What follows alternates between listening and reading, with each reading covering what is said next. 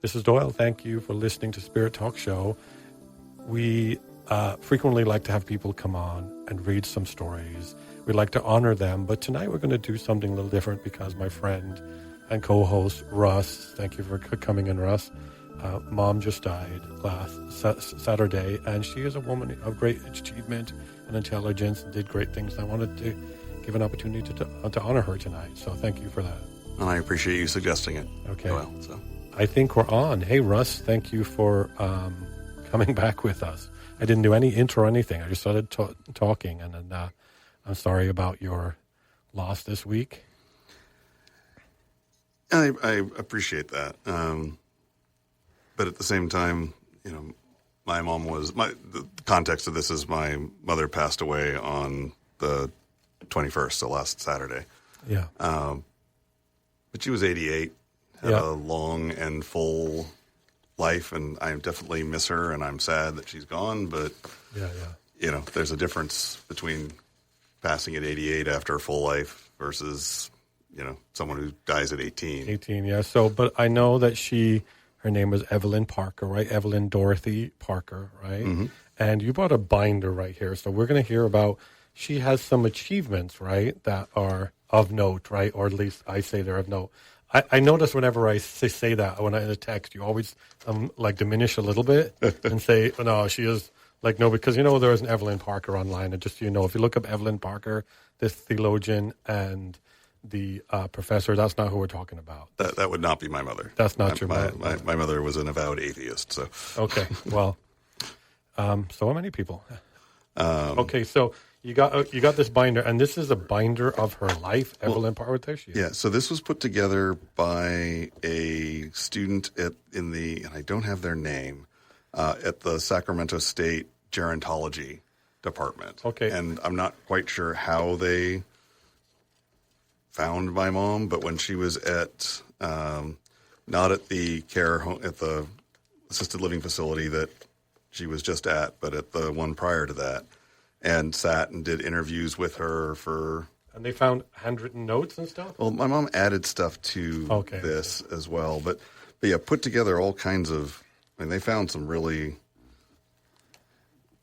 So I guess I would say for anyone who has a parent who's, you know, at that age, near a university, reach out and see if they have a gerontology department, because they might have a student who would sit with your parent and put together all kinds of. I think I would like that job, actually, because I really like speaking to old people, the history and what they did. You know, what I did for my dad is my dad's done one of my shows here, so I've immortalized his voice and part of his story, and he's going to come on again. So your mom was in the field that was uncommon for people of her gender and the time, right? Do I understand that correctly? Well, that kind of gets sort of, you know, a little bit ahead of it, you know. Okay. Because, you know, and some of it we all have our own, you know, our sort of the family legendarium that we sort of know in terms of, you know, so I knew that my grandparents had been, my grandfather was a German Jew. My grandmother was German, but not Jewish. But they were in Italy when Hitler came to power in 38. I guess it was 38. No, it must have been before. Well, 30. When was? Well, 33. Sorry, I saw your mom was born in 37. Yeah. So they didn't return to Germany at that, and through some combination of, I know they were in London for a little while, and then in Canada, and then eventually got to the United States in 37. And my mother was born in Los Angeles in 37. And, you know, so found some kind of interesting things in some of the papers here. So they bought a dairy ranch in Point Reyes. And oh, wow. Up there, wow, in Northern California. Right. So that's north of, people who don't know, Point Reyes is a national park area up north of San Francisco. Yeah, Marin County, just north of San Francisco. So they came into the U.S. from Canada in 1937. My mom was born in Los Angeles in October of 37. They bought the N Ranch out on Point Reyes in August of 39, but didn't end up moving there until September of 1941. Okay. So my mom would have been 4 years old or so. But that's where whenever she talked about, like, being a kid and growing up. On this dairy farm. Did they work it as a dairy farm? As a dairy farm. Oh, nice. And then what was interesting as I read this, let me see if I can find It looks like an article that somebody wrote about your mom. I think this is something though that the National Park Service put together about the ranches. The ranches. This is about your family's ranch. And all of them on Point Reyes, but it discusses the N Ranch. I saw it right there. Actually. And here it is. Okay. It says, in September of 1941, Himes moved onto the ranch with his wife Hildegard, stocked the ranch with 500 head of Romney sheep, and began to work on a model market milk grade A dairy. But after the United States entered World War II, Himes found himself in the uncomfortable situation of being a German at the outset of the United States involvement of World War II. Oh, yeah, wow. Himes was arrested the day after Pearl Harbor was attacked and was interned at a federal detention camp at Bismarck, North Dakota. His wife was arrested in late February of 1942, along with 22 other German, Japanese, and Italian aliens. Both Mr. and Mrs. Himes were eventually exonerated and released.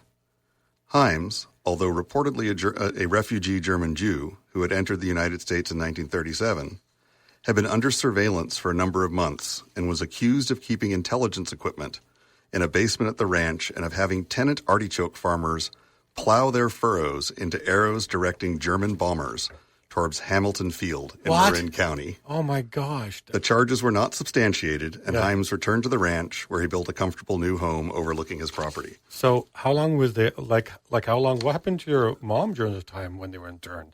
Presumably went with your mom, right? I have no idea. Yeah. Was there an aunt or something? I knew that my grandfather had been interned.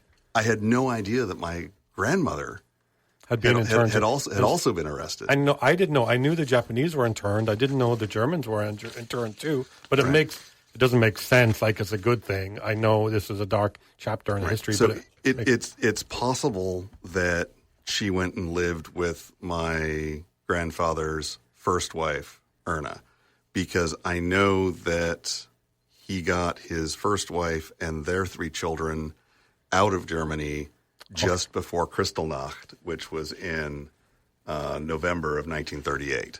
Wow. So my mom would have been, a year old at that time. So, but I don't know. I mean, if I'd read this, but my mom was still you never asked her where alive. So how long were they interned? Does it say how long? It doesn't say how long, but it's can't have been longer than the war, right? But I wonder, their property was just sitting empty in time. Now, so they had tenant farmers. And I don't think my grandmother was interned very long because my mom would tell stories about Omi running the ranch. So her name was Hildegard, but we all called her Omi, which I guess is German for. And you met her, right? You met your grandmother. Yeah, she was my grandfather was dead before I was born, or at least conscious. And Omi was a formidable woman.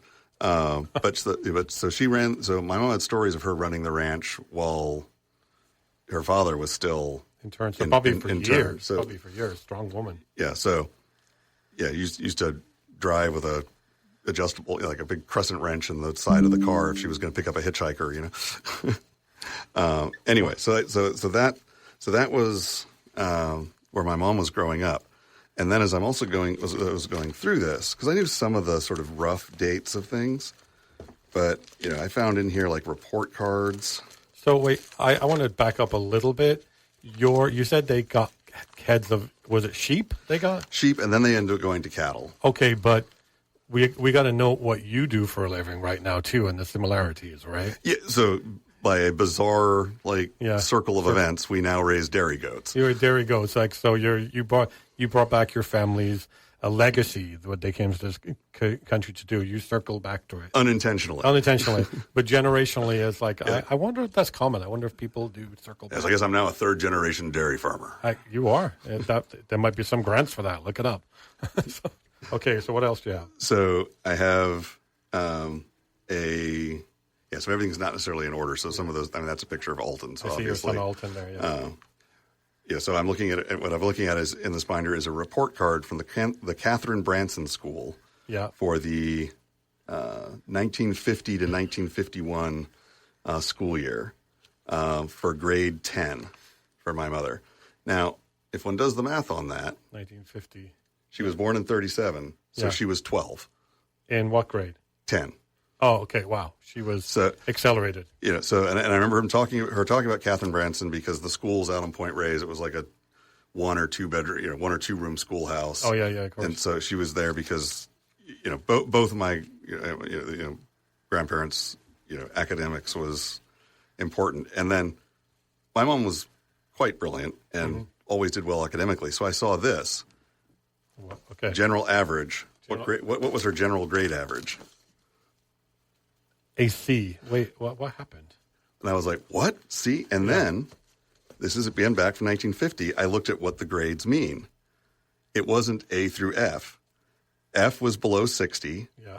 P for passing or weak was 60 to 69. M was 70 to 74, meaning moderately good. Yeah. M plus was 75 to 79, good. Yeah. And C is for 80 to 89 and was credible. Credible. Or very good. So my mother's overall grade was average was credible. Credible. With academic honors. that's in Ireland we do the grades like differently too, but yeah. So, and then HC was highly credible. Highly credible. Well, so she was in English literature, and again, this is a 12-year-old in 10th grade. Her daily achievement in English literature was credible. Overall, she was moderate. She was M plus, so good. And then in Latin, she was highly credible and highly credible. Carpe diem. In mathematics, she was, was good. Biology, highly credible, and then credible plus. So a typical 10th grader is about 16, 15. So she was advanced even for the time. So then she did a year there, and then the next page is her 12th grade, her certificate of 12th grade graduation from Shimer College in Chicago in 1952. So the next year she'd gone, she did a year at Catherine Branson, then went to Shimer, did a year there, and essentially graduated high school. Okay. So she's already graduated at like 13. High school. So she's graduated. Wow. High school at I guess 14 or 13, something like that. Probably so very uncommon for girls of the time. Yeah, even today. Even today, well, yeah. And then the next one here is her Bachelor of Arts. What year is that? From the University of Chicago in 1954. So 2 years later. She was 20, going on 21 that year. When's her birth? No, 54. She's 1937. 37. Okay, wait. So this would have been. Wait. 30. Well, math. 4 plus 17. I think. 17. Yeah. Wow, she got a bachelor's degree at 17. Now, in the middle of that, of course. Bachelor's of Arts. Yeah. My oldest brother. Was born in December of 1952. Okay, the math there is a little bit concerning. Yes. So, she was 14 or 15 when she had your older brother. She gets to Shimer College as a 13-year-old, 14-year-old. And that, because again, doing the math, minus 9 months is March of 52. And, she'd graduate, she'd left Shimer in 51. So, this is after she had a baby when she got that degree. Well, she got this in June of 52, so she was pregnant when she got this. Okay. But in first trimester. Okay. So, wow. Now my dad, so Shimer was kind of a college, this was described to me as a sort of an oddball, it's for people who kind of didn't fit the standard model. So like that today? Like I think so. I think it still exists. It's sort of a satellite of Shimer College. Of I should do that. SHIMER. Yeah, we should look it up. Of the University of Chicago. Now, my dad was also fit the oddball scheme in that because in 1948 my grandfather was killed. And it was in the first non-military plane bombing, Canada Flight 109, I think it was. The plane was bombing, or the plane was bombed? No, the plane was bombed. A watchmaker in Quebec decided that he took out a life insurance policy on his wife because he wanted to run off with his mistress, made a bomb. Wow. Put it on this plane. The plane was delayed taking off, so instead of blowing up over the water, it blew up on land. So they had evidence that they were finally able to track down, and actually led to a law being created because my grandfather was on it. It was Kennecott Mines. He was the vice president, and the president of Kennecott was on it. He was on it, and like someone from the board. So there's like a law now that was made afterwards that you can't have too much of the same corporate leadership on one plane at a time.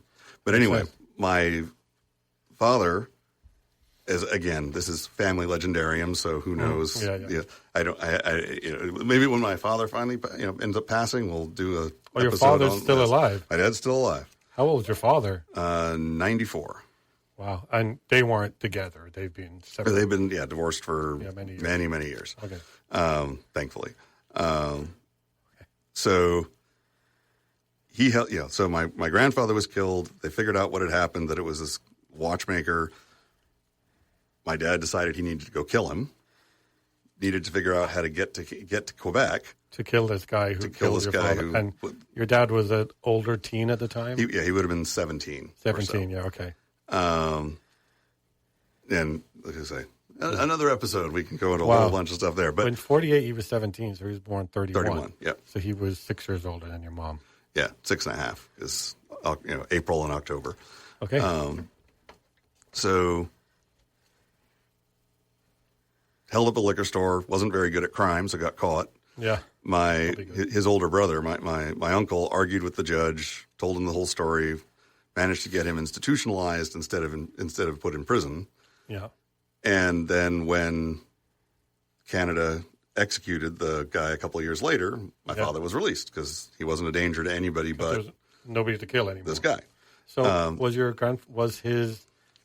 his uncle an attorney, and that's how he argued with the judge, or you just like? No, he was just informally 2-year-old older brother. Okay. Wow. And So he gets out of the institution. So he is on the older side for going. So he's also an oddball ending up at Scheimer. And yes, that would mean he was. So I was going to say, how does your mom seems so smart and has all her crap together, and so she was wooed by this 20-year-old? I know she was 14 and he was 20, which is problematic. So smart and having your crap together don't necessarily. Oh well, yeah, I know you. So I'm joking. Thanks, thank you, Doyle. Okay. Yeah. Always appreciate that one. Okay. No, so brilliant intellectually, but still. A 14-year-old, so naive, emotionally, right? Okay. So not going to use words that are going to get the podcast banned. Were they ever married? So, because you're the product of those two too, correct? Right? Yeah. So my understanding is that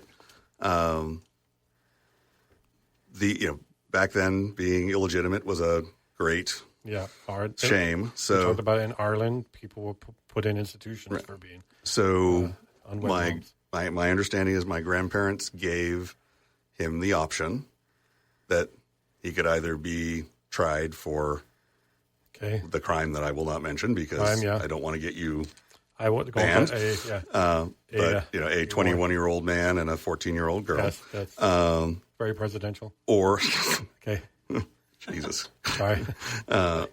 Or they could get married on the condition that he would then disappear forever. And they would get a divorce after the baby was born. Yeah. And then the baby wouldn't be illegitimate. They want him to marry, and then they want him to go away. That was my grandparents' condition, from what I understand. Oh, wow. However, once as a parent you have given permission for a minor child to get married, they are then married and they are emancipated adults. Yeah. So the scheme that, as it's been told, my parents cooked up, but whether it was together or whether it was my father convincing my mother or who knows, but was that they were said, well, now that we're married, we're going to stay together.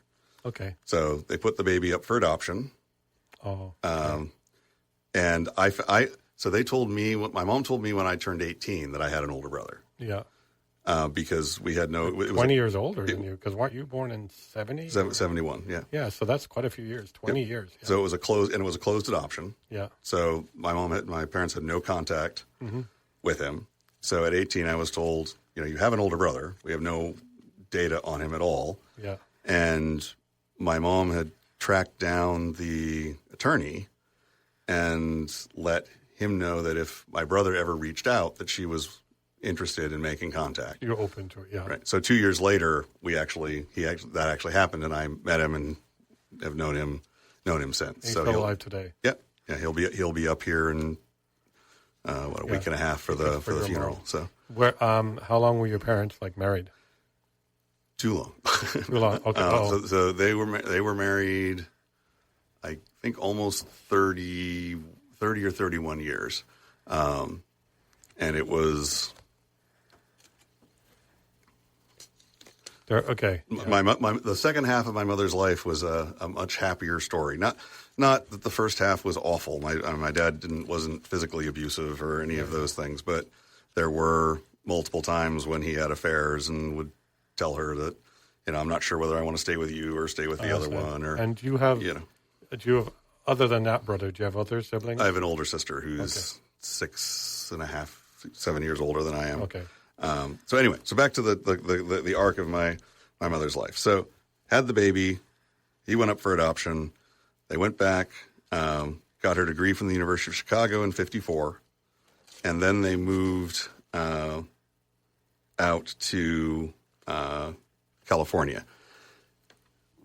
This partly was because, and this is, in this story, it's, told that this was a great sacrifice on my father's part because it meant he didn't end up getting his doctorate from the University of Chicago because he was working with Milton Friedman there and all these things. And the reason they went to Berkeley is my mother's oldest sister from half-sister, I guess, Jackie, had died of cancer, and they had 3 children, and so she was going out to help take care of those. Yeah. What hadn't been known is that, again, if anyone who's listening to this ends up knowing more of this as in the family, this is just what I've sort of been told. Mm-hmm. Her husband, Wally, had a suicide pact with Jackie. So my mom got there, and a few days after being there to take care of the kids, he went into his office and, I guess words I shouldn't necessarily use. Sorry, you'll have to blank that on this. Ended himself, which apparently had been known by some very good friends of theirs, because when my mom reached out to them and said, "Can you come? Can I bring the kids over?" With the expectation that the other person would fulfill the pact and do it too, right? Because it was a pact. But Jackie had died of cancer, so it was shortly afterwards that Wally followed her. So their best friends were the Haydens. And so when my mom called to see if she could bring the kids over because she had some things at the house to take care of, the response was like, "Oh, okay, yes, absolutely, you can bring them. We understand." And they ended up adopting the 3 kids. Wow. Which apparently had been sort of set up ahead of time. Oh, I see. But that hadn't been communicated to my mother. Wow. Yeah. So it was there was kind of a horrifying start in Berkeley. But she ended up then going to the University to UC Berkeley, got her master's in. But this one says 59, and that's a master's in 59 when she was 22. Right. So so she did her master's at UC Berkeley in biochemistry, and then went on and did a doctorate there in what they're calling comparative biochemistry. Yeah. And one of the things I found when we went through her apartment this last week is her dissertation. Wow, from 1964. Wow. And it's bound too. Yeah, the replication of DNA in E. coli following irradiation with ultraviolet light by Evelyn Dorothy Parker. A light read.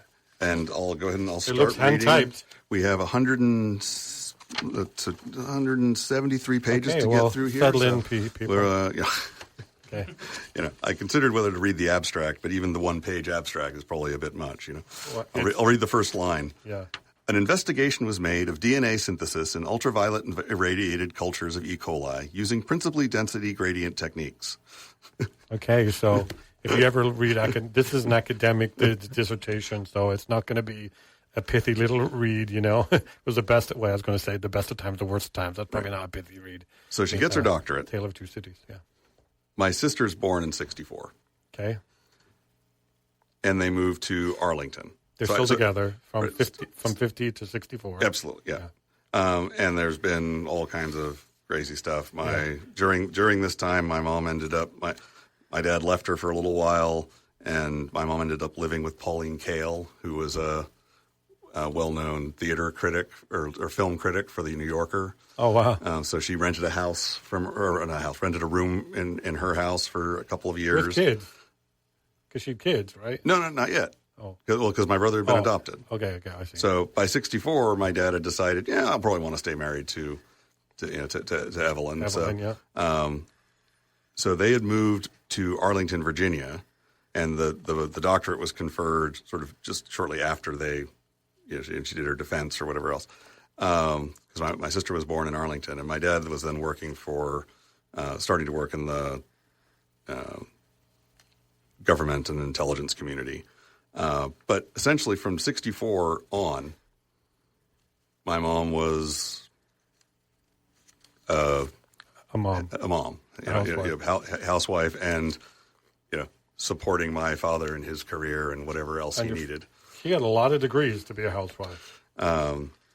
So we moved out to Monterey in 1974 when I was 74, 75. And it was while we were living at the ranch in Carmel Valley that my father, on a trip back east, met his high school girlfriend and had an affair with her and announced that he thought that maybe he would rather be with her. Okay. And this time, my mother's response, rather than just saying, okay, well, if you make up your mind, was, well, it's probably best that we take some time apart because if you might not be in my life, I need to figure out who I am because I haven't been alone since I was 14. Okay, wow. Because again, she went from living with her parents to essentially immediately being in a highly unequal relationship with my father. So they were separated for 4 years, and this is when I was, 11, 12. Oh, so you remember that clearly. Yeah. And then after 4 years, my father ended up getting his secretary pregnant. So I have a younger half brother and half sister. So they ended up getting divorced, and he married Patricia. But that's really sort of when my mom's life sort of kind of went back onto its other track and sort of got academia, just overall better. Because once my father was essentially out of her life, she went back into molecular biology, started working at the Hopkins Marine Station in Monterey, doing work with fruit flies in the lab of Colin Pittendrick, and then sort of caught back up on what had happened in the past 20 years and the field of molecular biology, and then went to a lab at UC Santa Cruz for a couple of years, just continuing to get back up to speed, and then went to Stanford with the lab of Mark Krasnow and was there for a number of years afterwards. So she is, I think, maybe third or fourth author on a lot of different papers.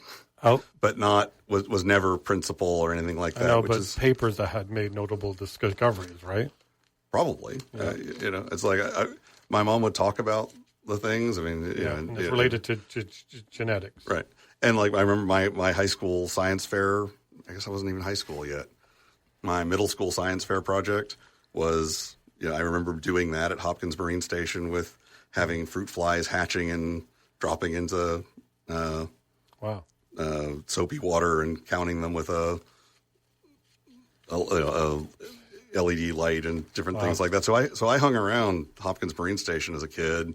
They had a relatively early scanning electron microscope, and I remember one of the people there taking a cockroach and plating the cockroach in gold, because that's what you needed to do to get the microscope to work properly, having it in the microscope, and it's wandering around in the scanning electron microscope in a partial vacuum, plated in gold, being bombarded with beta negative radiation. Is just like antennas are just like, look at my swanky dude. He's totally fine. Look how cool I am. Yeah, so they're going to survive.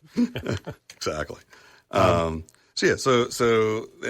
my mom was at the Beckman Center at Stanford for I don't know how many years after that, very happily, and it kind of became the sort of lab mother. I mean, I remember Thanksgivings. Yeah. There would be Thanksgiving, and then the Friday after Thanksgiving, it would be all of the postdocs and all of the.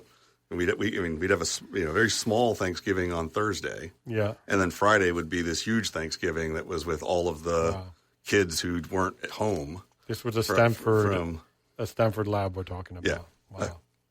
Wow. And one of the words that everybody who's been because been reaching out to everyone who was in like her contact list and things like that, and the word that keeps coming up in how people describe my mother is kind. And she really was probably one of the just genuinely kindest people I know. I got very lucky in my mother. That's really cool. And she's also a woman of great achievement. I see a doctorate at 22. Is that right? No, a doctorate at 31. Yeah, 64, 37. No, it's not 61. Whatever.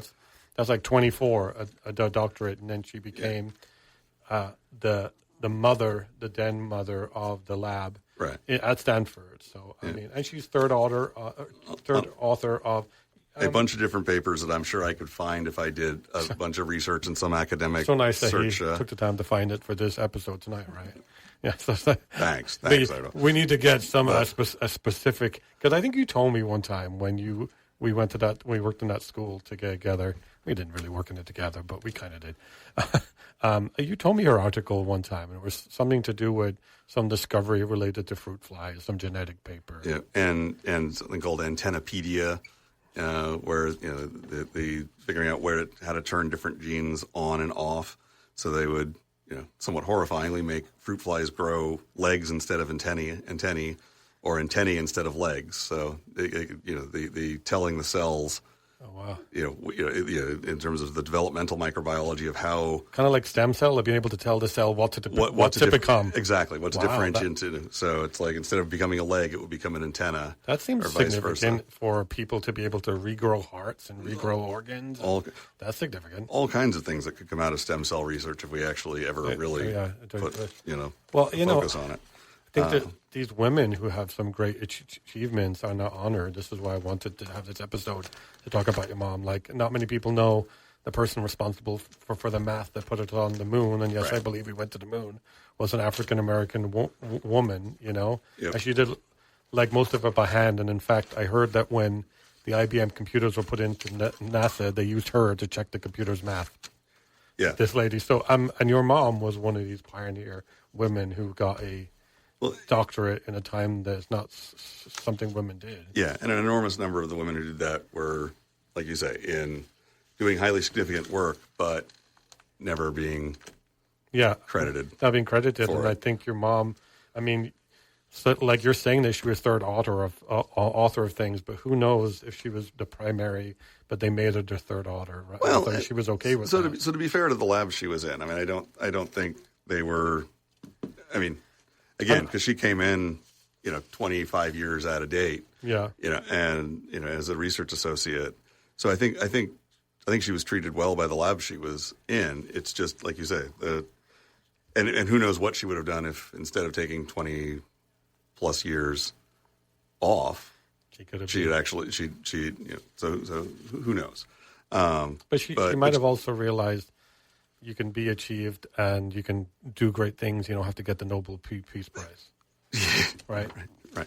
Or even be offered it afterwards. But there's people who've done great things and great achievements. Yeah, and she certainly was never my mom was always happy being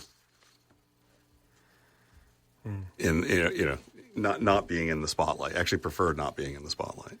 But yeah, she did a lot of, cool travel and different things after she retired. And did you get to travel with her? I did not. Where did you stay? Well, we did a little bit. We did one trip down to Peru and went to Machu Picchu, which was really cool. Well, that's awesome. But most of the other trips that my mom did was later on and with groups and things like that. I was going to say, like, where did you stay? But you were an adult when she went on these trips later on. Yeah. Okay. So, and so when did her, she decline because of dementia, right? Yeah. So when did that decline start? So this is actually one of the problems with being really, really smart. Yeah. Is it probably started a lot earlier than it was detected. Oh, because she would still do really well on the dementia tests, but because she was smart, yeah. Because she, yeah. So, what would be the benefit of detecting earlier? Yeah, I don't know. I know because so she was relatively. She lived independently until probably about 10 years ago. Yeah, and then was at a assisted living facility, and then she had a bad fall and broke her back, and after that was sort of wheelchair bound. Significant fall, yeah, broken back, and then moved, and switched to a assisted living facility that was. So does she remember having? She met Alton, right? Yeah, her son, and she. Like Alton was a young, so she had some type of relationship with Alton. Absolutely, they would have talked a few times. Yeah, so she hadn't fully mentally gone by the time her body failed. But the stories of the past, I kind of referred to as almost being like Mad Libs. Yeah, in the basic story would be there, but the people. So there were times when she would tell a story about being a kid growing up in Carmel Valley, which was the ranch we moved to in Monterey when I was 3.5. Oh, I see. Yeah. But she was talking about N Ranch, probably. Right. Yeah. Okay.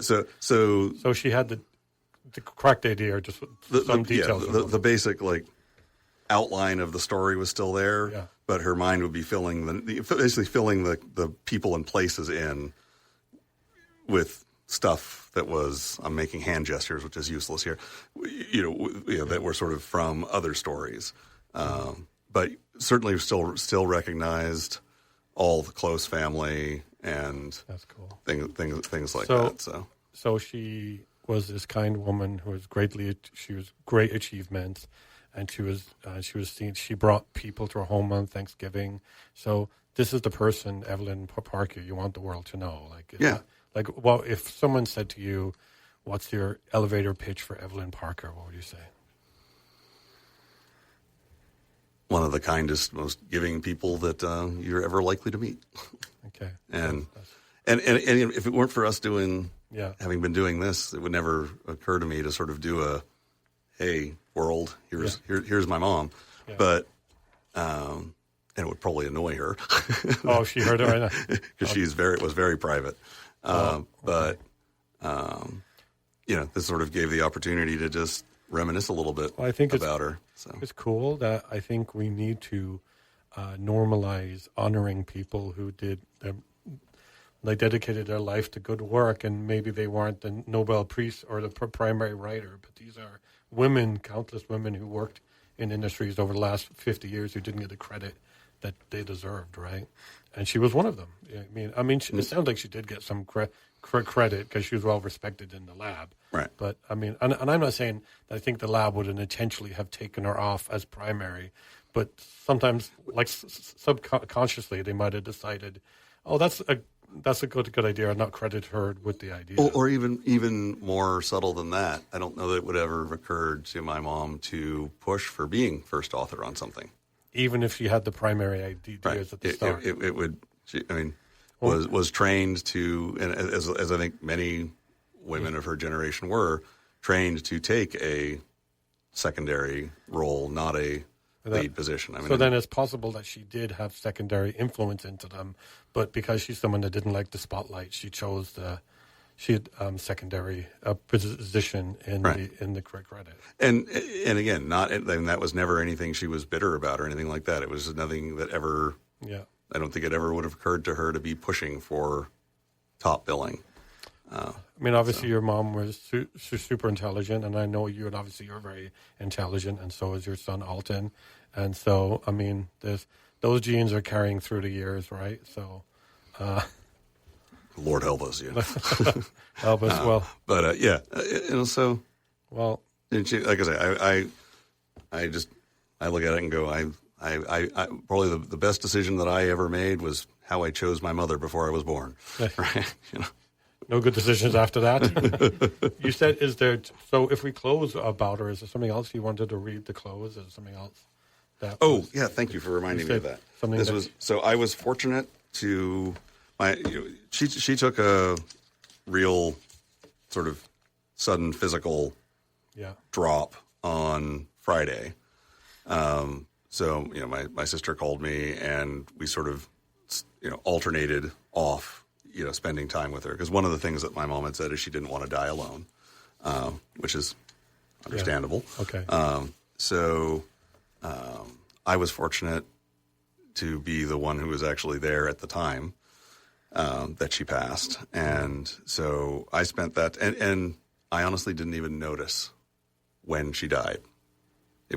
She was in bed, sleeping. Mm-hmm. She passed peacefully enough that it was, realized she was dead when the hospice nurse came in to check on her. That's when and he checked her, and it was like no heartbeat. So somewhere in that sort of couple of hours, she just seamlessly passed over from being laying in bed alive to laying in bed not alive. Which is a good way to go. No pain. At 88, she knows you're there. My own mother has passed away too, and the week before she went, I got to go into hospital and hold her hand for the day and just sing her songs and talk to her. And so she was kind of out of it with drugs because she had cancer. But my sister and I she was there. had talked about whether to give my mom morphine. Yeah, but she didn't seem in pain, and when she'd had morphine in the past, some people react to morphine with nausea and anxiety. And that was, so she wasn't on any kind of painkillers. She just had drifted off. But I spent those hours, I would alternate playing a song by Gordon Bach, which was one of her favorite folk musicians, and reading her stories from a book that she had that were stories that her mother, so my grandmother, had written down that were told when she was a kid.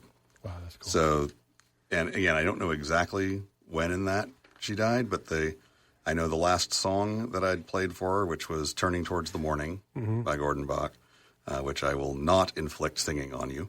Okay. But then the last story that I read out of this book before the hospice nurse came in and determined that she was dead is something I would like to read too. That'd be great. Here. That'd be great. So, and these were written in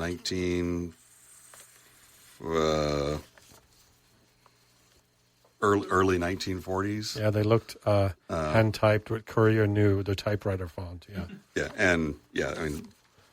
Custom bound by some bookbinder that no longer exists in San Francisco. An expensive looking bookbinder. People don't know that a Courier New is the font of old typewriters. Okay. That's why scripts have to be written in Courier New. That's the homage to the 20s scripts. But okay, back to your topic. Yeah. And if we do another one of these, there's lots of 10 of these, so I could always read more. But this is the last one. Okay. Tick-tock. There was once a big, big clock, a grandfather clock, that went all day faithfully, tick-tock, tick-tock, tick-tock. It had done so for many, many years, and it had done so very faithfully, and it never had skipped a single tick-tock. Everybody had relied on that clock, and nobody had thought that it ever could go wrong. But one day, this clock decided that it had made just one too many tick-tocks, and that it would rather not be so regular anymore, but make tick-tock tick, tick-tock tick, tick-tock tick all day. And it started to do just that. That had the effect that the hands on the clock, instead of going around in a very regular way, suddenly started to jump and did not quite know how to figure time. And it had an additional effect, of course, that the people who had relied on that clock suddenly got all mixed up with their timetable. The clock was happy about this new theme, and besides, after the many years of clicking along so nicely and regularly, it enjoyed especially much the change of speed. The people were not of that opinion. They did not want the clock to get away with that. They asked the watchmaker to repair the clock. Of course, they thought the clock was broken. And the watchmaker looked the clock over from beginning to end, from top to bottom, and came out with the result that everything was in perfect order, and he could not understand why the clock would act up that way. He had cleaned the clock, he had oiled the clock, and he had looked at every little wheel and every spring, and there was just nothing more he could do. And still the clock went tick-tock tick, tick-tock tick, tick-tock tick. Mm-hmm. He shook his head and he went home. The family was puzzled. They asked another watchmaker, and he also looked at the clock, and he came to the same conclusion. He really was nearly frightened by the clock because that clock was acting like a human being. He said to the people, "If I were you, I would let the clock do what it wants. If you find that it disturbs you, put it up in the attic, but do not interfere, because evidently this clock had something that other clocks do not have. It has a personality. And in our time, this is something wonderful and unusual to have. You will not find it often. And even if this is not a living being, perhaps something in it is alive, and why disturb it?" The family looked at that man and thought he was completely out of his mind. They paid him and let him go, and they sat around the table and talked about the clock. What in the world could they do to get it to where it would again keep time and go back to its old habits? One of them had a very good idea suddenly. They decided to get another clock. Not an old one, of course, because it would be much too expensive to buy. Not such a good one, and not one that was connected with so much history, but just one of the new-fashioned ones that would go as loud as possible, tick-tock, tick-tock, tick-tock. And they figured that perhaps, since the old clock was getting so very old, all that had happened was that it had forgotten how to make tick-tock, tick-tock, tick-tock, and had gotten into that new rhythm without knowing that there was something that was wrong. And hearing the new clock and hearing the regular tick-tock of the new clock, it might remember it and it might go back to its old faithful habits. So they bought a new clock.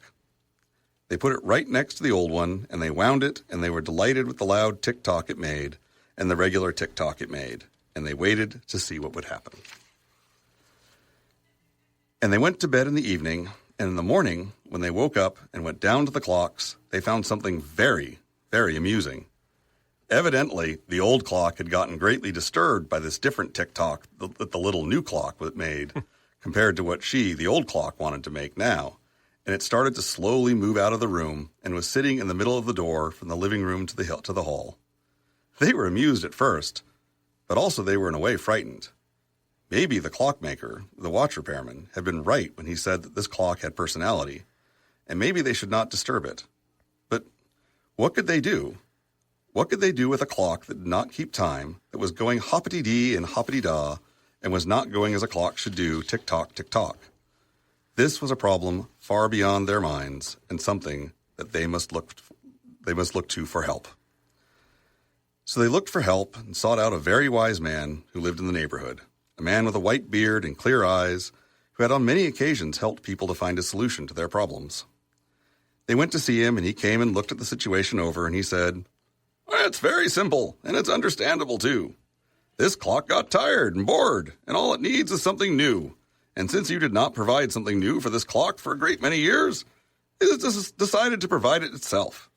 Now all you would have to do is think of something interesting that the clock could see or do every day, and then you will see that your troubles disappear. It will go back to its old habits, and will keep time, and will do its regular tick-tock, tick-tock, tick-tock."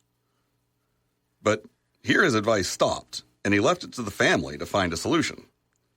The family was quite puzzled. They understood it, and they really felt in a way sympathetic with the clock, if that was the reason why it made all these strange new things. They tried to find a good idea about what to do to amuse the clock during its 24 hours. And eventually, one of the children came up with a good solution. It was a little boy who had the solution, and he said, "Do you know, Mother, from all the clocks there are, I always thought that the cuckoo clock would have the most fun. Because every half hour something happens, something new. The cuckoo will open the door, go out. It will look at everybody in the room. It will make a noise, and then it goes back. I bet you it tells the cuckoo clock everything that's happening in the room. This curious little fellow does not just tell the time by making his noise. It looks around and reports to the clock. Why don't we try to get a cuckoo and have him live in the old clock and tell the old clock about all that is happening? Because really the soul of the clock is inside. And the shell in this old grandfather clock is all around it. And there are no eyes with which the clock can observe what's going on." So they did that. They got a cuckoo, a live one, a real one who was really too lazy to find his own food. And they promised the cuckoo to feed him and look after him. They also promised that if he laid eggs, they would look after the eggs and keep them warm. And cuckoos are funny things. That's one thing they don't like to do. They even put eggs in other birds' nests for them to hatch. And so the cuckoo thought this was a very good plan to be so provided for by the family. He went to live in the grandfather clock, and every half hour he opened the little door that they had cut out for him. He reported the time, and he went back and he told the clock all that was happening around him. And the clock, what do you think? After 2 days, stopped making that odd noise and went back to its regular tick-tock, tick-tock, tick-tock. And everybody was happy. You know, I think it's a beautiful tribute to your mom, because I think your mom kind of went and did her own tick-tock tick, right? She definitely, from someone, a lot of women were doing tick-tock their whole lives. And your mom did tick-tock tick. And then she went and, you know, in a way your dad was in there too, where he probably tried to get her to conform to his way of doing things, to be a housewife. I'm sure it wasn't her favorite thing in the world. But then after he left, the cuckoo, it was the world and the opportunity that she got to experience again. Yeah. And she was happy because she got to experience the world, because now she knew what was going on again, right? So it's a really apt story. And that was written before, it was very like prophetic, because that was written before your mom was a child, baby. Right? Yeah, that was written, like I said, that would have been probably when my mother was a little girl. I mean, one might think if the theme of the stories that she was being read by her family were like that when she was a kid, could explain why she forged her own path. Maybe. When she became like I say, we do an episode. There's 10 of these. I could go through and it's a cool story too. You should see if you can publish it. I'm going to look and see if I can get these typed or scanned in or. Well, I know if you photocopy them and put them in, that AI will type them out for you. You will take a picture, take a PDF of a photograph, and read the text. So I'll have to. I know you've done a lot with AI, so I'll have to work with you on that. Yeah. So what I will read for now is just the titles of the various stories, here we go. And then that's Teasers. it. Once upon a time, the bear and the hummingbird, the brown and the white deer, the dwarf and the star, the frog, goat and the people. That's for you. The mountain goat. Mouse founds the animal kingdom. Founds, okay. The jealous, so I correct it. Mouse found animal kingdom is what it actually says here. The jealous palm tree, the seahorse, and TikTok. It sounds like the personification of inanimate objects is a theme in there. Don't know if that's common for like German folklore, like how they talk about the clock having personality, the jealous tree. It sounds like, wow, cool. I want to hear some of these stories. We can definitely do another episode on unheard stories from the 30s and the 20s that are quite cool, but nobody's going to hear those stories, right? Yeah. They're in that book in your house that, I mean, she wrote them down from memory, right? So it's oral. Well, no. So this was, I believe this book was not. I think this was done. This wasn't the original work of your great grandmother. No, this was my grandmother. This is the original work of your grandmother. This was not put together by my mom. This was put together by my grandmother. Is this her original work? Yeah, There's even I think this is music in that one. Right. I think this was typed by my grandmother. Well, I was saying that when you said typing grandmother, I thought she was typing oral tradition stories she knew from her childhood. But did she make up these stories? I think she made these up. Wow. again, I couldn't find. I searched for the titles. I couldn't find them in like German folklore, and my mom's memory of it was that these were stories that my grandmother made up to tell them at night. You need to consider publishing that. It's a valuable thing that shouldn't be lost to time, right? Because that story was really fun, and it was also definitely not written by AI. And definitely not written by. It was just written by I. If it was written by AI, it was a very early one. Very, very early AI. Well, just written by I, right? Yep. Wow. But hey, well, thank you so much for coming on and talking about your mom and we, honoring Evelyn Dorothy Parker. Thanks for the opportunity to kind of share with you and with your audience a really special person. So. I'm glad we could do it. So she died on the 14th? No, the February 21st. 21st. The 21st of February. At around 3 p.m. At 3 p.m. So. And you were with her in the room, though. And she knew you were there. Yeah, oh, absolutely. And the day before, we had spent most of the day like calling various people. And my mom wasn't able to talk that day. Yeah. But her eyes were still alert, and she could smile a little bit and things like that. So we essentially spent the day calling as many people as we could and just holding the phone so that they could talk to her for, 5 or 10 minutes. So the day prior to her passing, was as sort of wrapped in, family and love and friends as could be. And then having my sister and I there sort of constantly playing music or talking to her or whatever else. So did Alton speak to her that day? Yeah, the day before. Wow, that's great. Yeah, Alton did, Sav did. I think all three of my sister's boys did. A bunch of other, family friends. Does she have any relationship with her ex-husband?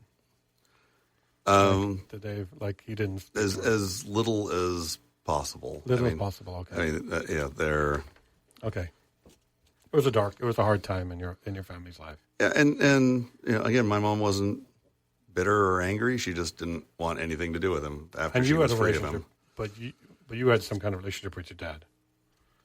Yeah, although less and less over the years, especially as I started to put some of the math together and kind of went, oh boy, yeah. I don't know that this is someone I really need to spend time knowing, so. Probably not. I mean, because. I mean, he's an interesting person. I mean, again, we can do an episode. Sounds like he worked in intelligence too, yeah. On crazy stuff about my dad and his career. But I do believe just because someone is blood doesn't give them the right to damage your life. You get to choose your family. Well, and so it's funny because I'll tell people I got really lucky in my mother, not so lucky in my father. But then every once in a while someone will say, "Oh yeah," and I'll be okay. My dad wasn't great, but he wasn't. I mentioned at one point in time about how he'd once hit me with a riding prop, and the person I was talking to hit me and said, "Oh yeah, let me show you the scars from how my dad used to hit me with a coat hanger." And I was like, "Oh, okay." So he wasn't great, but he wasn't. Yeah, he wasn't any of that. I think it's very people to think like black and white. You're evil or you're really good, right? It's kind of the Hollywood view of people. Someone's super evil or they're super good. Right. There's ranges of people. We're all complex beings. And if we do a show about him at some point in time, he had a pretty, interesting, kids were to be seen and not heard.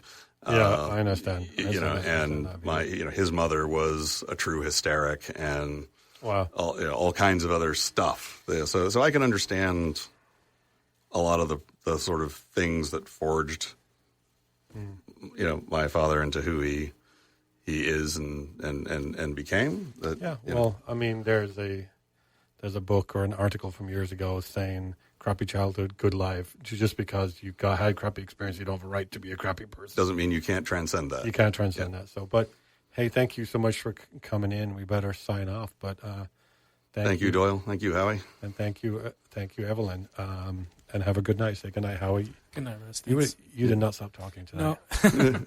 I would like to read some stories in the future. Yeah. Okay. But definitely. And good night to your audience. Okay.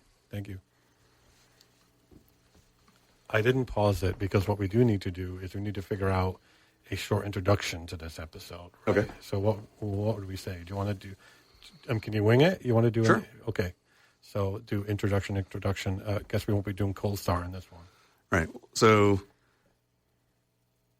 yeah, I knew you had another guest book that they ended up dropping, and with my mom having passed this past week, I appreciate you sort of suggesting that, hey, we've got some time. How about, do you want to share some things about your mother? And isn't something I would have thought to do, but it's kind of a cathartic and heartwarming thing to do. So thank you for the opportunity to tell people a little bit about my mom, Evelyn Dorothy Parker. Well, thank you. Thanks for spending time with us. Now go make a story worth telling.